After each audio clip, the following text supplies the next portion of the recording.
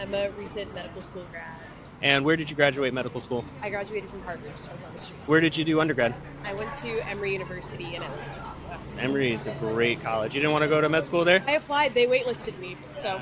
Oh, but you got into Harvard. What do you want to do with your degree? You're going to be a doctor. Do you want to do research? Do you want to go into surgery? I think mostly working with kids. I'm going to be a pediatrician also at Boston Children's, so like right next You door. already have a residency? Yes, yeah. Congratulations. So you don't have to move. You're going to be right here. You're going to be working with kids. Any specialty? I'm not sure yet. I think I'm going to just see what I end up liking as a provider and then go from there. What drove you to get into medicine?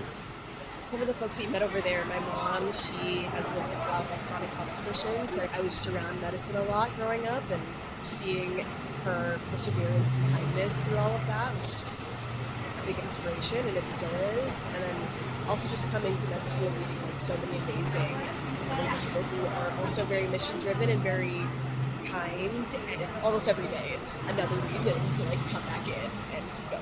I bet you have some crazy stories. Can you tell us one crazy story or just fun story from your time in med school that impacted you? I don't know how much this impacted me, but it is a funny story. The name for a baby's first poop is called Meconium. This didn't happen to me, but this happened to a friend of mine.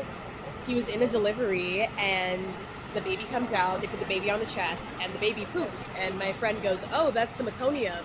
The dad, who's standing behind mom, is like, "Meconium, that's a beautiful name." And they tried to tell him what it means, but there could be just a Meconium Johnson just running around Right. Boston, and they try to stop him. But I'm not going to lie, I kind of like that name too. right? You made it, you went through med school. I know it was challenging. I was almost there myself. I didn't even apply to med school. I got my master's degree instead.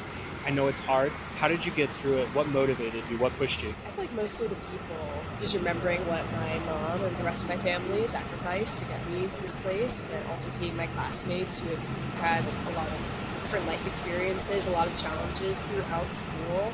I have a classmate who has 3 daughters in middle school that he's been supporting, and so while in school, while his wife has been also working, and it's like, wow, like if he can do that, I can also. It really is the people that make everything so much better and sweeter.